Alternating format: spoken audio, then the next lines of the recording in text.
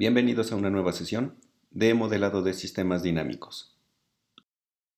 Continuaremos con lo que se quedó en la última sesión, que fue linealización de un sistema no lineal. Y para ello veremos un ejemplo. Este ejemplo es el modelo de un péndulo tradicional. Un péndulo en el cual se está considerando que el péndulo está anclado sobre una tierra física y el péndulo genera un movimiento angular, de tal manera que respecto a la vertical se puede medir un ángulo θ. Este péndulo tiene una masa concentrada en el extremo del péndulo y una longitud L, masa M. Y aquí tenemos unas fuerzas debido a los efectos gravitacionales. Ahora, lo que se tiene aquí, ya como el modelo, que esta asignatura se trata de trabajar con modelos dinámicos y saber cómo se llega a estas ecuaciones, lo primero que vamos a hacer es tratar un poco la señal que genera este modelo dinámico. Ahora, aquí tenemos la posición angular involucrada en esta ecuación diferencial. Tenemos la aceleración angular y tenemos lo que aquí la aceleración angular y en esta parte la velocidad angular. Tenemos como constantes o los coeficientes del modelo del péndulo la constante de gravedad, que es igual a 9.81 metros sobre segundo al cuadrado. Tenemos la longitud del péndulo, L, que en este caso se va a suponer que es de 45 centímetros.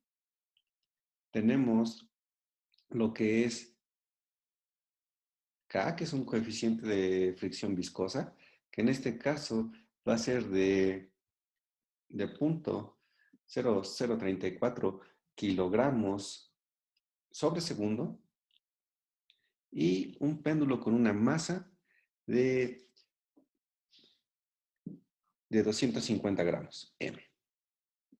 Las condiciones iniciales que se están suponiendo sobre el trabajo es θ de 0 igual a θ sub 0 y θ' de 0 igual a θ' sub 0. Ahora, una vez que tenemos esto, lo primero que tenemos que hacer para aplicar la linealización del sistema sería realizar un cambio de variable. Este cambio de variable se va a estar asignando como el definir x1 igual con θ. Hay que recordar que es una ecuación diferencial tipo no lineal, porque aquí tenemos la no linealidad, tenemos un primer orden y un segundo orden. Entonces es una ecuación diferencial no lineal de segundo orden y del tipo no homogénea. Vamos a suponer que aquí tau son las alimentaciones o entradas externas sobre el sistema. Entonces, haciendo el cambio de variables, sabemos que son de segundo orden. Vamos a tener dos variables de estado. Entonces, vamos a tener x1 igual con θ y x2 igual con la derivada de θ. Alguien pudo llegar y definir que x1 es la derivada de θ y x2, θ.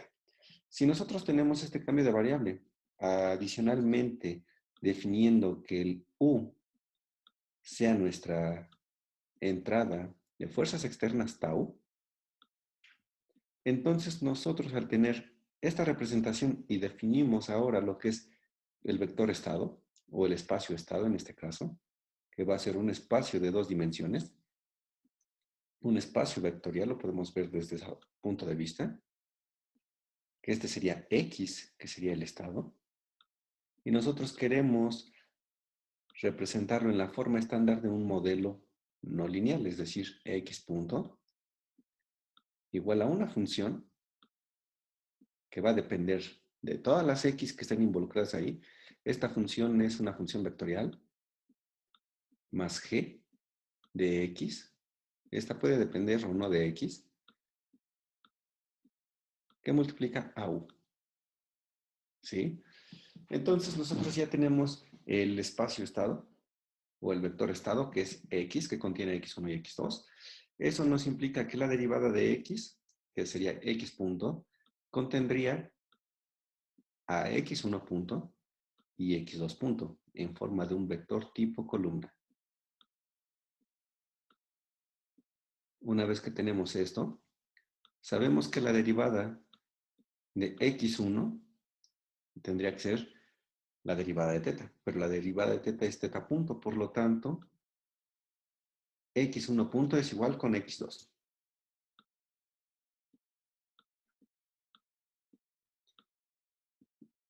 Y x2 punto es la derivada de teta punto, que sería teta 2 puntos. Pero teta 2 punto la tenemos asociada a esta ecuación diferencial de segundo orden. Por lo tanto, vamos a hacer el cambio de variable, que va a ser x2 punto igual con g sobre l. Estos coeficientes siguen siendo constantes, que multiplica a la función seno de teta, pero teta para nosotros es x1. Entonces, seno de x1 más k, que es el coeficiente de fricción viscosa, entre m por l cuadrado, que multiplica a teta punto, pero teta punto para el cambio de variable que estamos ocupando es x2.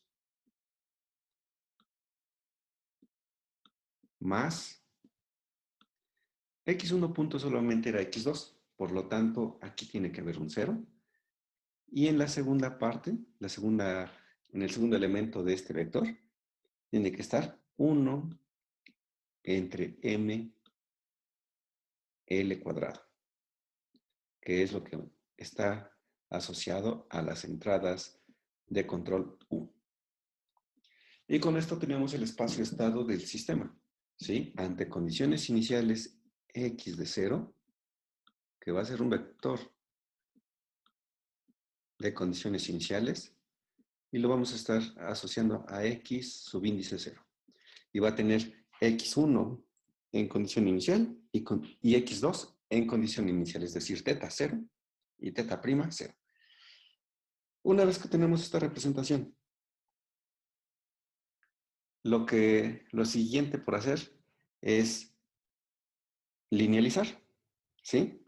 La linealización se hace tradicionalmente por la expansión de series de Taylor. Es decir, una función f de x se va a aproximar sobre un punto de operación igual con una matriz A x, que multiplica al vector estado, más los términos de orden superior, high order terms, ¿sí? Donde A proviene directamente de la matriz jacobiana de f respecto a todas las x, ¿sí? Cuando x es evaluada en un punto de operación. En este caso voy a poner x igual a un punto de operación arbitrario, que lo voy a llamar x de operación. Y listo. Entonces, ya sabemos cómo obtener A. B directamente es el evaluar g de x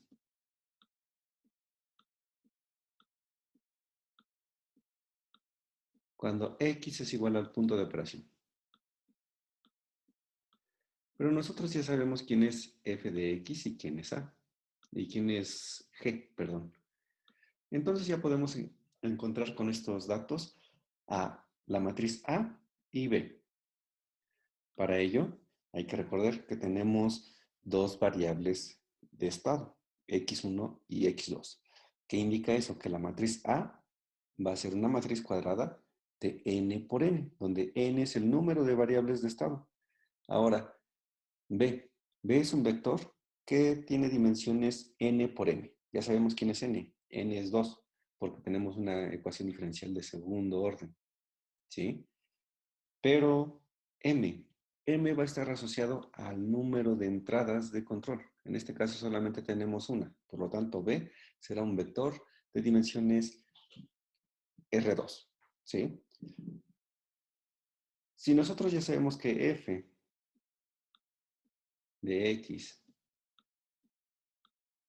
es el vector que contiene a x1, más bien a x2, que teníamos hace un momento, g sobre L, el seno de x1. Aquí permítanme mencionarles algo. En robótica, tradicionalmente, el seno de una variable se pone como S, subíndice de la variable. Entonces, voy a manejar ahorita esto para no estar escribiendo tanto. Más K entre ml cuadrado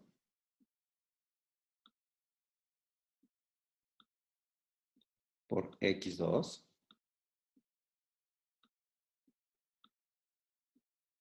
y acá era un x1. Esto es la función f de x. Nosotros queremos obtener la matriz A. La matriz A es la matriz jacobiana de ese vector. Donde la matriz jacobiana, el elemento 1, 1 va a ser la derivada respecto a x1 del primer elemento de la matriz del vector f. Es decir, la derivada de x2 respecto a x1 sería 0. Segundo elemento, el elemento 1, 2, es la derivada del primer elemento de f respecto a x2, una derivada parcial. Y esto va a ser la derivada de x2 respecto a x2, es la unidad. Siguiente elemento, la derivada de del segundo elemento de la función respecto con x1, ¿sí? Aquí solamente tenemos el seno de x1 y la derivada del seno es el coseno, entonces vamos a tener g sobre L coseno de x1. Y la derivada de esta parte se hace 0. Luego vamos a tener el elemento 2, 2, que va a ser la derivada del segundo elemento de f respecto a x2. Esto se hace 0, esta parte de aquí, y nos queda solamente k entre m por L al cuadrado. Y tenemos esta parte. Una vez que ya tenemos la matriz A, hay que evaluarla. Más bien el jacobiano hay que evaluarla cuando X es igual a un punto de operación. El X de operación. Pero tenemos dos variables de estado, es decir, tenemos que asignar X1 de operación y X2 de operación. Para esto voy a decir que X1 es igual con 0 y X2 también es igual con 0. ¿Sí? ¿Eso qué quiere decir? Que si yo asigno que el X es igual al X de operación, entonces la matriz A, 0 evaluado cuando X1 y X2 es 0, sigue siendo 0. Una constante, cualquier constante evaluada cuando X1 y X2 es igual con 0, pues es la misma constante. En este caso ya no va a ser la constante porque tenemos la función coseno. Y la función coseno de 0 es 1. Por lo tanto, aquí vamos a tener G sobre L. Y acá nuevamente K entre M L cuadrado. Y esto sería la matriz A. Una vez que obtenemos la matriz A, debemos obtener lo que es el vector B. B por definición es G de X cuando X es igual al punto de operación. ¿Sí? En este caso, X igual con un vector de ceros. Pero para el caso de estudio que estamos manejando, G de X era 0 y 1 entre ML al cuadrado. Pero evaluar cualquier constante en las variables, en cualquier punto, pues sigue siendo la misma constante. Entonces, ve queda de esta forma. Finalmente, concluimos que x1 punto, o la ecuación de estado, x1 punto y x2 punto, linealizada sobre el punto de operación, que es el origen en este caso, el 0, es igual a 0, 1, que es la matriz A, G sobre L, y K entre ML, que es la matriz A, que multiplica a X. Es decir, esta matriz que multiplica a X1 y X2 en forma de un vector. Más el vector B, que es 0 y 1 entre ML al cuadrado, multiplicado por 1. Ante condiciones iniciales, X evaluado en 0, igual, más bien X en 0, igual a X sub 0. Y con esto tenemos una representación en espacio-estado. De la forma lineal de la ecuación no lineal que tenemos asignada en este ejemplo. Muy bien. Una vez que tenemos esto, pues ya se puede trabajar con varias estrategias del tratamiento de este sistema, que prácticamente es el sistema dinámico tanto lineal como no lineal. Podemos analizar estabilidad, podemos aplicarle herramientas como lo que es la transformada de Laplace sobre este sistema, analizar si va a ser estable o no, verificar cómo va a ser la respuesta al escalón, al impulso, a la rampa, etc. Entonces ya se puede hacer un tratamiento de lo que es el sistema dinámico y ver cómo es su posible comportamiento. ¿Sí? Hasta ahorita vamos a dejar con este ejemplo porque tenemos que pasar al siguiente tema. En el futuro estaremos trabajando con sistemas también de índole no lineal y estaremos aplicándole nuevamente lo que es el concepto de linealización. Entonces, para finalizar esto, este vector sería x punto. Esta matriz de dimensiones 2 por 2, específicamente para este ejemplo, sería la matriz A. Este vector sería X. Este vector sería B. Y aquí tenemos 1. De tal manera que, una vez sabiendo esto, podemos representar nuestro sistema en la aproximación lineal sobre el punto de operación, que es el origen, X punto igual a AX más BU. Donde ya hace un momento les comenté quién es A, quién es B, quién es X y quién es U. Muy bien, pasamos al siguiente tema. Dentro de las herramientas para lo que es el modelado de sistemas dinámicos, se encuentra lo que es la transformada de Laplace, y hay que recordar que esta transformada de Laplace es solamente para funciones que están en el dominio del tiempo continuo. Y también hay la contraparte que es en el dominio del tiempo discreto, y esto es la transformada Z. Aquí les estoy presentando las dos definiciones, tanto de la transformada de Laplace como de la transformada Z. Hay que recordar que para cada una de estas transformadas existe la transformada inversa, ¿sí? Es decir, nosotros pasamos del dominio temporal, vamos hacia el dominio de la frecuencia. Aquí solamente permítanme corregir un error que está sobre la diapositiva. Esta no es f de f, es f de t, ¿sí? La transformada de Laplace de una función f de t es la integral desde menos infinito hasta infinito de f de t, e a la st diferencial de t, ¿sí? Esta es la transformada de Laplace del tipo bilateral. Si nosotros queremos la transformada de Laplace unilateral, entonces es la integral desde 0 hasta infinito de f de t, e a la st diferencial de t. Y el modelado de sistemas dinámicos se ocupa siempre lo que es la transformada de Laplace unilateral. Lo mismo sucede con la transformada de z, ¿sí? Solamente que aquí la sumatoria es desde 0 hasta infinito. Ahora, lo que les comentaba, hay que recordar que estas transformaciones tienen ciertas propiedades para hacer un poco más sencillo lo que es el tratamiento de señales y en este caso de los sistemas dinámicos. Por ejemplo, en transformada de Laplace tenemos el teorema del valor inicial, teorema del valor final.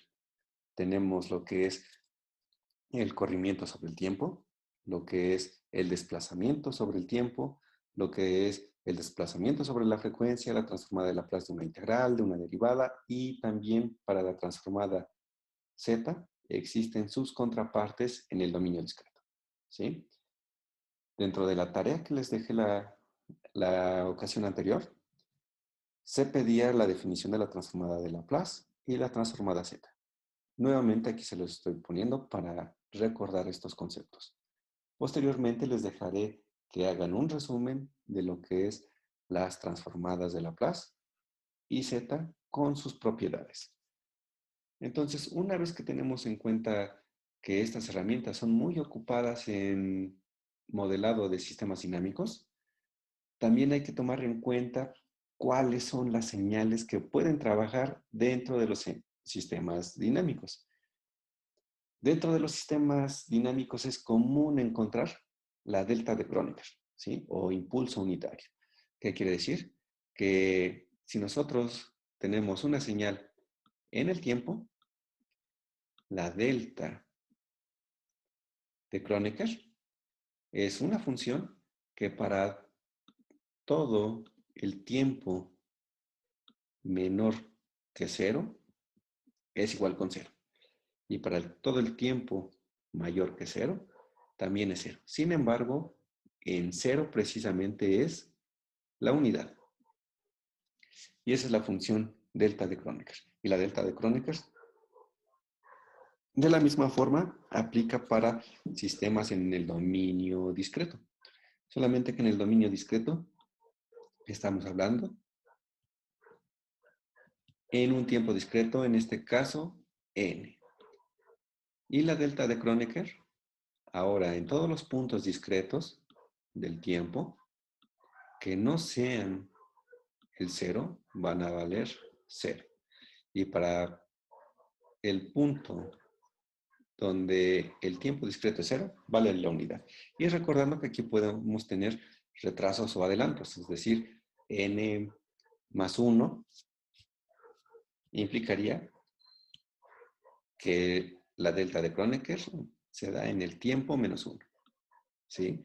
Si tenemos n más 2, la delta de Kronecker se daría en el tiempo n igual con 2, negativo.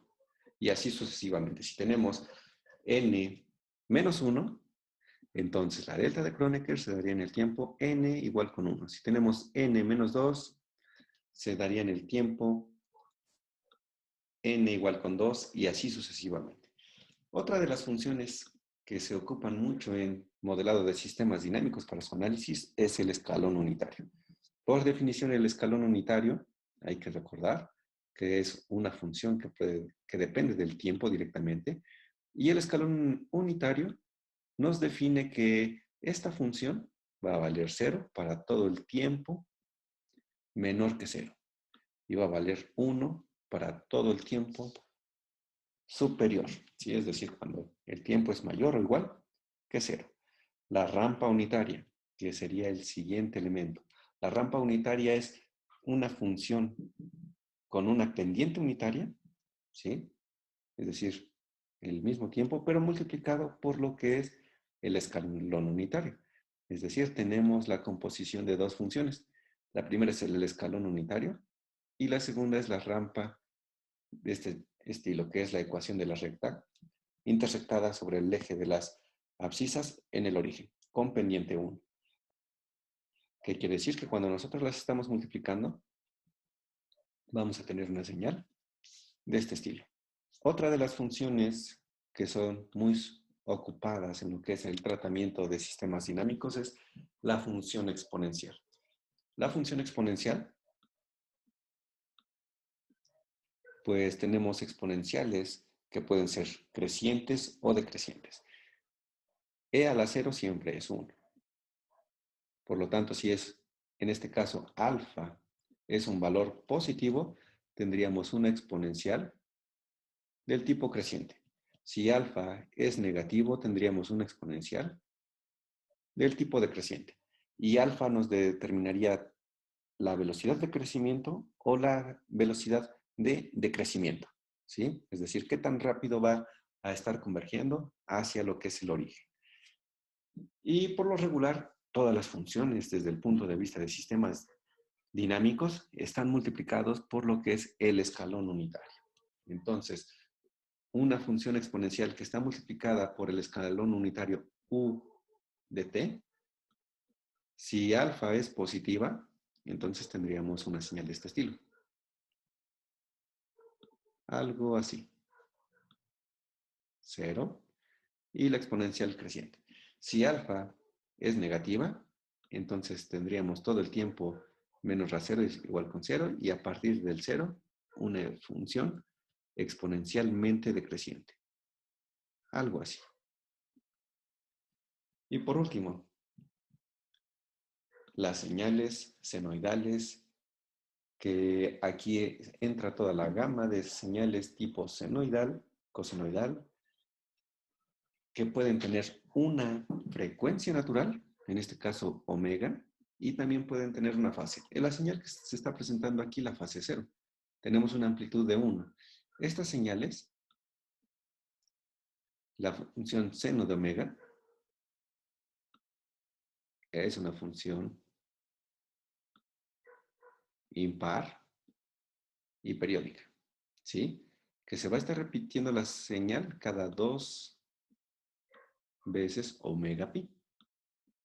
Si omega, que es la frecuencia natural, es igual con 1, entonces cada 2 pi se va a estar repitiendo esta señal. Si omega es igual con 2, es decir, una frecuencia de 2, cada 2 pi se va a estar repitiendo la señal. Si más bien cada 4 pi se estaría repitiendo la señal. Si omega es igual con 0.5, entonces cada pi se estaría repitiendo la señal. Y así sucesivamente. También podemos tratar esta señal desde el punto de vista de una función en términos de exponenciales complejas. Esto es aplicando el concepto de la identidad de Euler.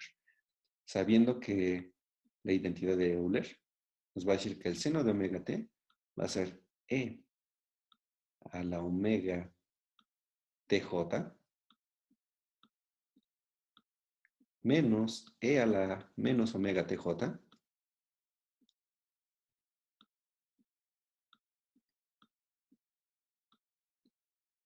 entre 2j. ¿Sí? Y la función cosenoidal, pues es e a la j omega t más e a la menos j omega t sobre 2. Ahora, hay que tener en cuenta que para todas estas funciones que se estoy presentando, tanto desde el punto de vista del tiempo continuo como el tiempo discreto, se les puede aplicar la transformada de Laplace. Recordando los conceptos que hemos visto anteriormente en otra asignatura. La transformada de Laplace de la función escalón unitario, es decir, la transformada de Laplace de u de t, o 1 de t lo pueden encontrar también en la literatura, como el escalón unitario, es equivalente a tener 1 sobre s. ¿Sí? Si nosotros tenemos la transformada de Laplace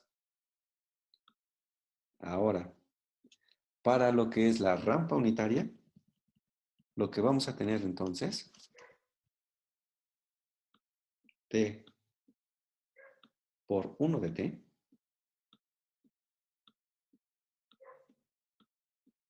la transformada de Laplace de esto es igual a 1 sobre s al cuadrado. Si queremos obtener la transformada de Laplace de una exponencial e a la alfa t por el escalón unitario 1 de t, donde la región de convergencia va a estar determinada por este alfa. Esto será equivalente a tener 1 entre S menos alfa. Si yo quiero la transformada de Laplace de una función senoidal, lo puedo hacer desde dos puntos de vista distintos. Lo puedo aplicar directamente con la relación de la forma de la transformada de Laplace del seno, es decir, aplicando la fórmula directamente, o aplicar lo que es la identidad de Euler. Y desde otro punto de vista también puedo aplicar lo que es el teorema del corrimiento o desplazamiento sobre el tiempo, ¿sí? Es decir, la transformada de Laplace de esta función, es decir, recordando que la transformada de Laplace ahora va a estar en el dominio S, va a ser equivalente a tener omega entre S cuadrada más omega cuadrada. ¿Sí? Y solamente para definir, S es nuestra variable compleja. S es igual a J omega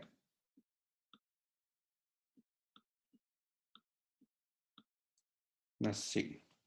¿Sí? Que es nuestra variable compleja. Entonces, todo esto lo podemos trasladar hacia lo que es el plano complejo y estar analizando ahí las características de las señales. Una vez que tenemos esto, hay que recordar otro concepto de lo que es señales y sistemas, pero ahora asociado a sistemas dinámicos. Este concepto es el de función de transferencia. Función de transferencia es la relación que tenemos de la salida del sistema respecto a la entrada, ¿sí? Es decir, nosotros podemos identificar un sistema siempre tiene entradas y salidas, y estas entradas, ahora sí que al ingresar sobre lo que es la dinámica del sistema, que es en este caso el modelo del sistema dinámico, al ingresar sobre esta dinámica, va a transformar el comportamiento de esta señal de entrada y vamos a obtener una señal de salida. Y generalmente se describe de esta forma, ¿sí? Tanto para sistemas en tiempo continuo como en tiempo discreto. Solamente que en tiempo discreto se habla sobre lo que es la transformada Z. En tiempo continuo se trabaja con transformada de Laplace. Ahora, sobre conceptos de lo que es función de transferencia. Siempre tenemos señales, ¿sí? Aquí hay una señal de error. Aquí hay una señal de salida. Esta es una señal de realimentación. Y esta es una señal de entrada. Hay también elementos sobre lo que es este diagrama a bloques. Aquí tenemos una función de error, es decir, un sumador o un sumador restador. Tenemos un bloque que es una función de transferencia y otro bloque. Hay ciertas operaciones sobre lo que son los sistemas que ya están representados con diagramas a bloques. Por ejemplo, si yo tengo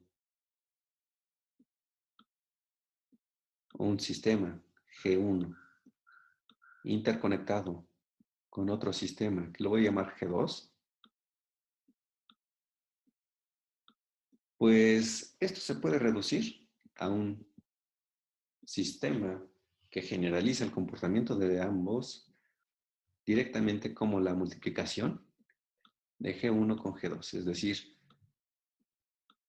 sistemas que están en cascada se van a multiplicar sus funciones de transferencia. Y las señales que están aquí, en sumadores, simplemente se van a estar aplicando los operadores algebraicos, más bien en este caso aritméticos, sobre lo que son las señales. Ahora, aquí tenemos una señal que es un sistema, más bien un diagrama de un sistema conocido como un lazo cerrado. Vamos a obtener lo que es la reducción de este sistema en lazo cerrado, tomando en cuenta siempre las señales y los operadores que están ahí. Número 1, la función CDS. CDS es igual a GDS, que es la señal, el sistema que está asociado ahí,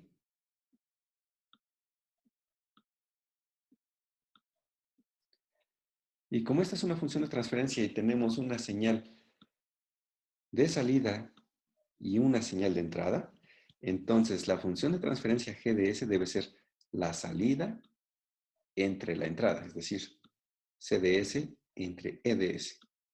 ¿Qué nos implica eso? Que si nosotros tomamos esta señal EDS y la despejamos, esta dividiendo va a pasar multiplicando. Por lo tanto, CDS va a ser GDS por EDS. Y listo, tenemos una primer señal aquí. Ahora vamos a tratar con otra señal. Vamos a tratar esta señal EDS, que es una señal de error. ¿Por qué es una señal de error? Porque tenemos aquí un sumador donde entra una señal, se suma, entra otra señal y esta se resta. Por eso se conoce como una señal de error. Y esta señal de error, EDS,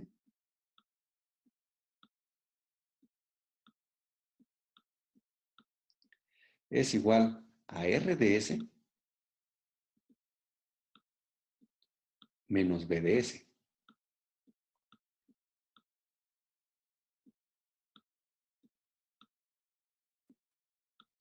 Y listo. Ahora si ustedes se percatan, nosotros podemos obtener la señal BDS. ¿Sí? Es otra función de transferencia asociada a esta señal.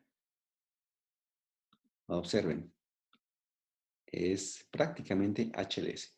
HDS tiene como entrada la señal que viene de aquí, que es CDS, y tiene la salida a BDS. Es decir, para nosotros, HDS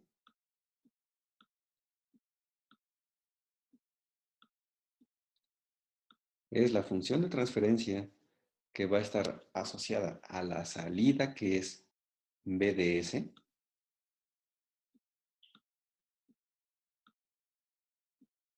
Por eso también hay que estar pendientes de cuáles son las direcciones del diagrama de flujo. ¿Sí? Entonces, la salida es BDS entre la entrada CDS. Es decir, la división sobre CDS, pero si lo despejo, estaría multiplicando entonces a la función de transferencia HDS. Y ya tengo las señales necesarias para construir la reducción de este diagrama a bloques. Observando lo que les comento, esta señal de error la puedo sustituir sobre esta señal. ¿Sí? Más aún, esta señal BDS la puedo sustituir sobre esta señal de error y ver qué sucede. Es decir, CDS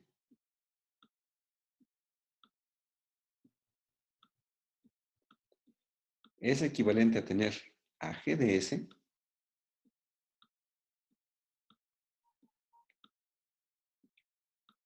por EDS, que es la función de error, pero esa es precisamente esta parte. Es decir, multiplica a RDS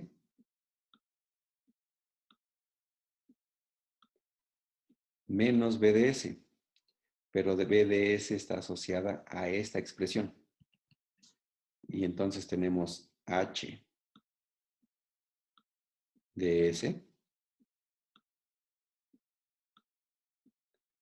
por CDS.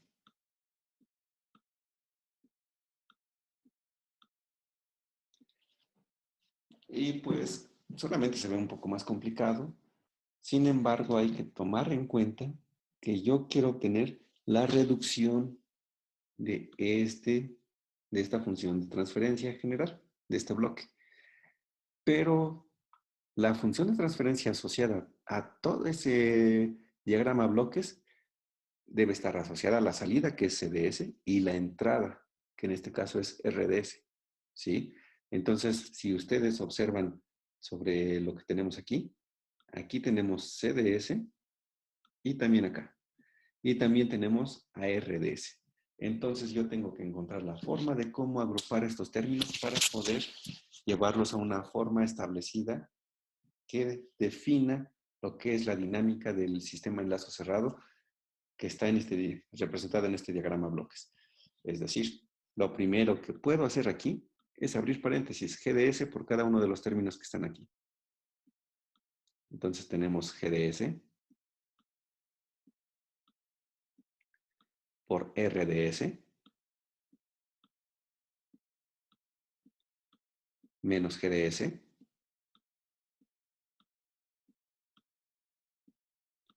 por HDS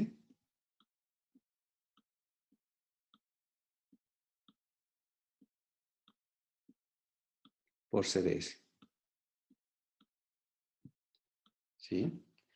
Pero ahora observo que aquí tengo CDS y de este lado también tengo CDS. Por lo tanto, este término que está restando lo voy a pasar hacia este lado, sumando. Y vamos a tener entonces CDS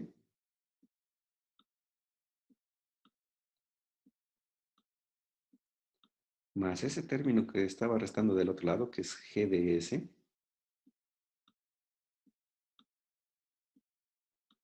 que multiplica a HDS,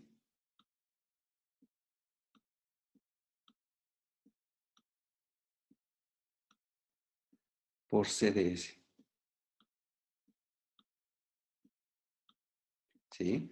Y ahora observamos otra característica, que esta CDS con esta CDS las puedo factorizar.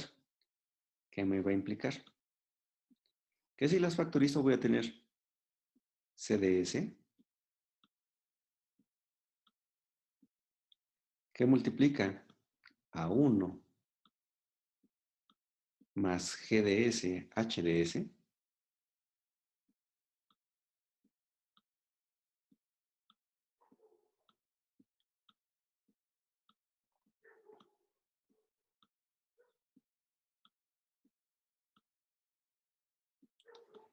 igual con GDS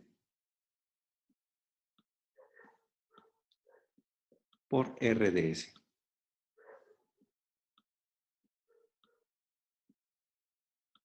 ¿Sí? Pero observo otra característica, que la función de transferencia asociada a este diagrama a bloques es CDS entre RDS. Aquí tengo CDS y acá tengo RDS. Por lo tanto, despejo ambos términos y voy a obtener que CDS entre RDS es equivalente a tener GDS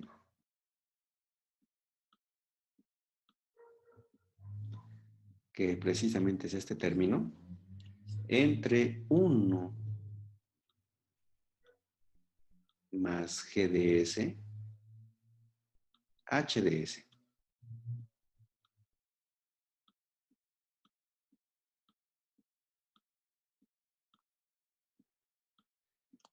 Una vez que ya tengo esta representación, yo puedo decir directamente que este diagrama va a ser equivalente a tener lo siguiente. Tenemos nuestra entrada, RDS, nuestra salida CDS, y aquí tenemos GDS entre 1 más HDS, GDS. Y aquí no importa cómo los ordene en el denominador HDS y GDS, ya que se están multiplicando y son escalares. Entonces, en este caso, el orden de los factores no alteraría el producto. y es la equivalencia de la reducción del diagrama a bloques de la función de transferencia presentada aquí. Cabe resaltar que a todos estos procesos se les conoce como álgebra de bloques, ¿sí? En el futuro estaremos trabajando con álgebra de bloques para sistemas un poco más complejos, pero por lo menos si ahorita ya tienen la noción de ello. Ahora, dentro de las herramientas de modelado de sistemas dinámicos, tenemos también ciertas definiciones. Una de ellas es el punto de equilibrio. Y si nosotros tenemos un sistema lineal o no lineal, vamos a tener puntos de equilibrio, o no podría tener puntos de equilibrio, tener muchos puntos de equilibrio o solo un punto de equilibrio, ¿sí? ¿Pero qué es un punto de equilibrio? Ah, pues si nosotros tenemos la dinámica de un sistema que puede estar representada o en la representación de una ecuación diferencial ordinaria, como se presenta en lo que les acabo de marcar, si nosotros tenemos que un punto cualquiera, de hecho no es cualquiera, un punto X estrella, tal que si nosotros evaluamos la función f de x en ese punto X estrella, siempre va a ser 0 para todo el tiempo mayor o igual al tiempo inicial. ¿Qué quiere decir? Que si, por ejemplo, tenemos un auto, yo lo voy a tratar de dibujar, solamente como que una caja con ruedas. Si yo llego y le aplico una fuerza, pues el auto, si está sobre una superficie, voy a suponer que esta superficie no, ahora sí que es paralela a la horizontal, entonces, y esta es lisa, entonces si le aplico una fuerza por Newton, sabemos que la masa por la aceleración es igual a la suma de todas las fuerzas. Entonces, al aplicarle una fuerza, este se empieza a acelerar, ¿sí? Pero, ¿qué sucede si yo no le aplico ninguna fuerza? Y el sistema está en reposo, es decir, tenemos una posición inicial constante en cualquier punto, pero velocidad cero. Y si yo no le aplico ninguna fuerza externa, entonces este sistema, este carrito, no se va a mover de ahí. ¿Eso qué quiere decir? Que las dinámicas están en equilibrio. Y tanto la posición, que puede ser cualquier posición en 10 metros, 5 metros, menos 20 metros, y velocidad cero, va a ser el equilibrio de este sistema.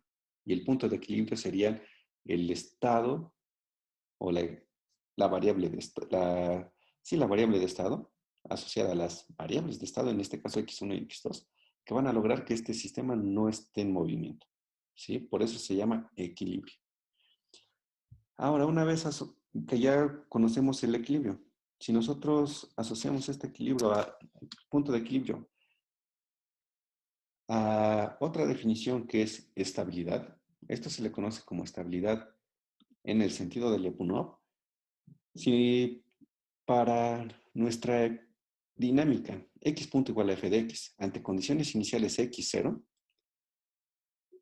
el punto de equilibrio x estrella se dice que va a ser estable si para una delta positiva existe una epsilon positiva, tal que el punto de equilibrio menos la condición inicial, el módulo, si esto es acotado, nos va a implicar que la trayectoria, es decir, que todo el movimiento del sistema va a ser acotado, ¿sí? Y eso se le llama estabilidad. Pero también ahí está el concepto de estabilidad vivo. Estabilidad vivo viene del acrónimo en inglés de Bounded Input, Bounded Output. ¿Qué quiere decir? Que ante una entrada acotada vamos a tener una salida acotada. Es decir, si yo retomo el ejemplo del carrito,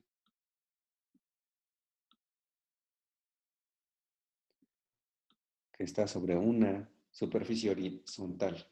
Y voy a suponer que esto está rugoso, es decir, se puede producir ciertas fricciones que van a impedir el movimiento más bien que se oponen al movimiento o desplazamiento del carrito. Si yo le aplico una fuerza, voy a suponer que el carrito tiene una masa M de 1 kilogramo. Pero si yo le aplico una fuerza de 0.5 newtons, ¿sí? Entonces, es una fuerza muy pequeña, que dependiendo igual de la fricción que está aquí, podría mover al carro o no moverlo. Pero si lo llega a mover, las fuerzas de fricción van a estar disipando esa energía. Llegaría el momento en que entonces el carrito ya no pudiera avanzar más. O el momento en que la aceleración va a ser constante y eso sería un hecho porque tendríamos una fuerza constante. ¿Qué quiere decir? Que ante una entrada acotada tendríamos una salida acotada.